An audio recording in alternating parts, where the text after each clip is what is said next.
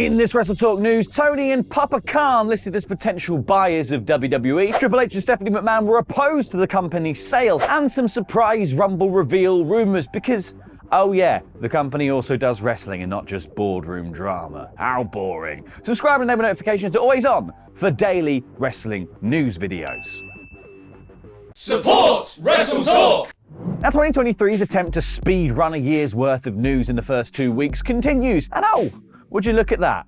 It's Friday the 13th. That bodes well for the news. But actually, though, it's way more like Freaky Friday, considering one potential swap of ownership that has been suggested for WWE. Because a report from Barron's has said that Tony Khan and his father Shad are in the pool of buyers looking to purchase WWE. The report states that the Khans wouldn't be buying the company on their own and would instead be looking to bring on a financial partner for the purchase. Not only that, but another report from CNBC suggests that Tony and his pops may want to merge the two companies. I mean, Cody went to WWE, wrestled for what, like a month, and now might accidentally find himself back in AEW. The report states that the Khans could partner with a strategic media company to share the intellectual property while merging the wrestling leagues. And as part of that plan, they would potentially be open to exploring a role for Vince McMahon, though the report did note that the idea that Vince McMahon, the controlling shareholder of WWE, would merge his company with the much smaller AEW is a long shot. Because precisely buying and merging is Vince's thing. He's not going to be bought or merged by somebody smaller. He's going to be bought by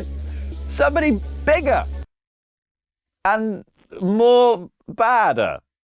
Saudi. I mean, this all comes after it came to light that WWE is exploring this sale of the company before renewing its TV rights, which expire in 2024. And WWE even put out a press release about the entire thing to announce that they have engaged outside advisors to support review of strategic alternatives. Business speak. The company has retained the services of the Rain Group LLC as a financial advisor, Kirkland & Ellis LLP as a legal advisor, and August LLC as a strategic communications advisor. The idea being that these advisors will support the management team and the board of directors in connection with a review of strategic alternatives to maximize value for all WWE stockholders and other stakeholders. Obviously, the idea being that they can, quote, fully capitalize on the significant value of our intellectual property. That's all boring business speak, though, but the advisors that WWE have chosen could potentially give us, layman's, more clues as to what they are leaning to with the sale, because as noted by David Bixenspan on Twitter, the Rain Group have known dealings with WWE and Saudi Arabia. According to a Foreign Agent Act registration filing that Bixenspan cites, there was a Rain representative present at WWE's only recorded domestic meeting with the Saudi government ahead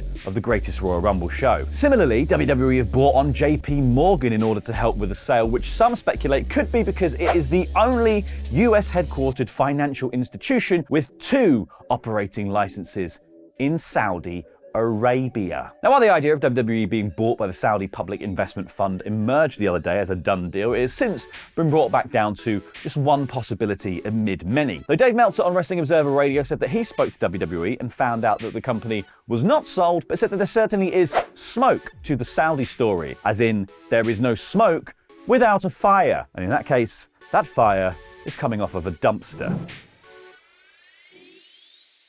Before we crack on with the rest of the episode, we just need to thank Starbucks, Stephen Costa, and Shield Maiden, the Zornice, for their support on Patreon.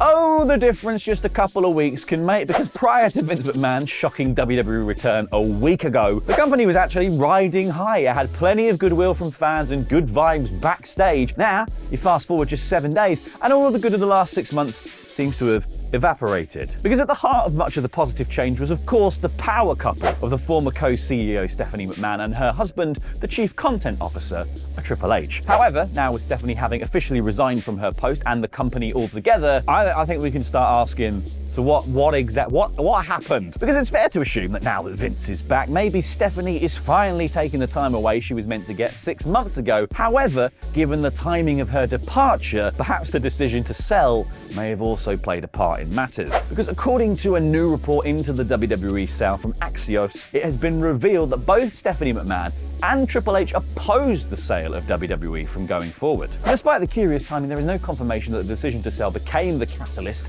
for Steph's departure, because one other important question, however, is whether Stephanie's resignation from her post will see her take a temporary vacay from the stress pot that is WWE, or if she is just instead gone for good. Well, according to Wrestling Observer's Dave Meltzer, it may, unfortunately, be the latter. Because speaking on the latest Wrestling Observer radio, Dave said that Stephanie was gone for good and may never be back. I mean, you can say that what you want, Dave, but who can really be sure in the crazy world we live in? I don't believe anyone is gone anymore. No one can be gone anymore. Vince is back.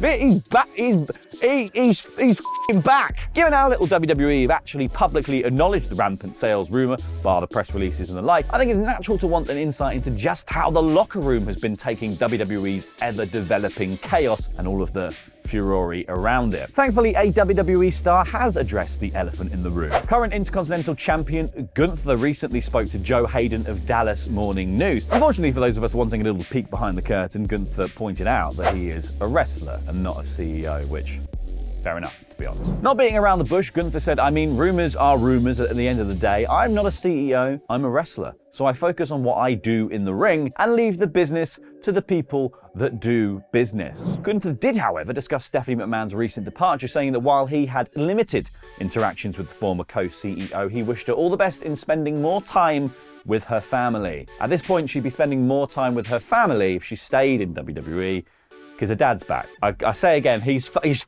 back. Moving away from the WWE sales situation now, and with everything going on, it's almost easy to forget that it's the freaking Royal Rumble. It's the Royal Rumble season, baby. Typically the most exciting time to be a fan. Heavy emphasis on typically. We all remember Shane from last year. Now, one of the most exciting parts of the Rumble, obviously, is all of the speculation into the surprise entrants who are actually going to be involved in the two headline matches. And it looks like two of them may have been revealed already, and they just so happen to be a couple of Hall of Famers. That being that they are a couple, a real life couple, and also a pair of Hall of Famers. Do you get it?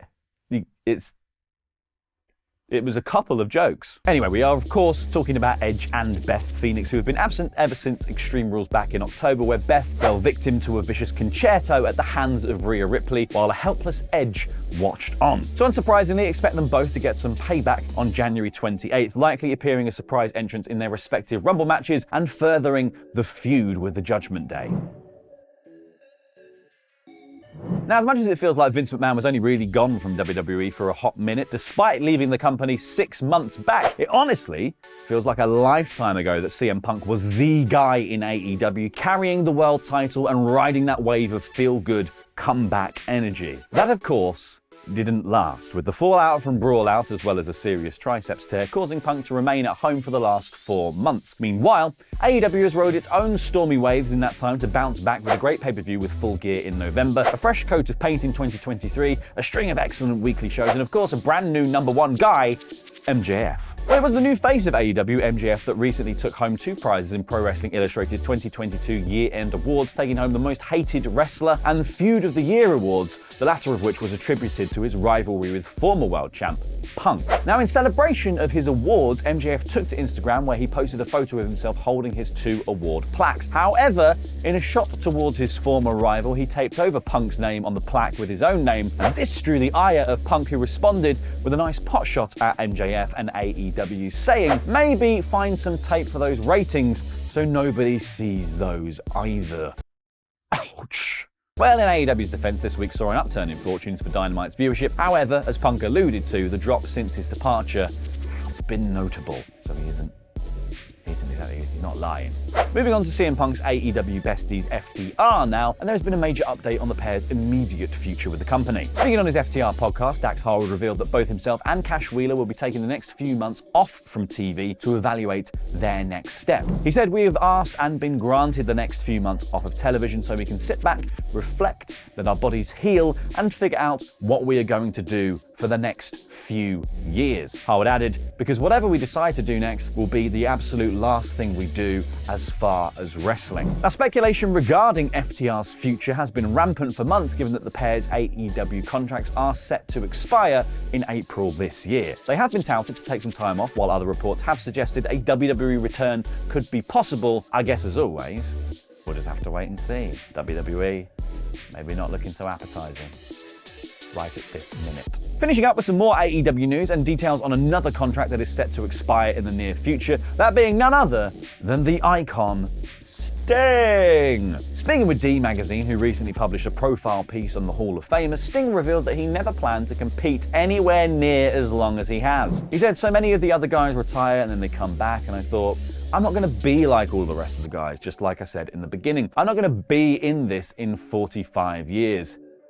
And here I am. The author of the piece, Mike Pilucci, later revealed that Sting's AEW contract is set to expire this coming year, yet revealed that Sting would not tell him when exactly. However, according to Pilucci, the end of his current deal will see his time behind the face paint end, which is kind of alluding to an impending retirement, which, to be fair, he's earned a million times over by this point. Now maybe just sort of stop jumping off of high things, Sting. But that's it, folks. That is all your news. Happy weekend, and don't forget to check out the latest hit new series, Tables, Lists and Chairs, where Ollie sits myself and Luke down around a table in chairs to list his 10 wildest Royal Rumble entrant predictions for this year. It is the WrestleTalk Originals back in a room together, and it feels so good. Go watch it. Plug. You've been plugged. Plug. Nia Jax. What's wrong? Why did I get that reaction? She's not done anything I'm not aware of, has she? You just both appeared like she'd been cancelled. Not many people just liked her in the first place. I know she was on the schedule to appear for World Entertainment Series. The biggest thing she's done is WWE.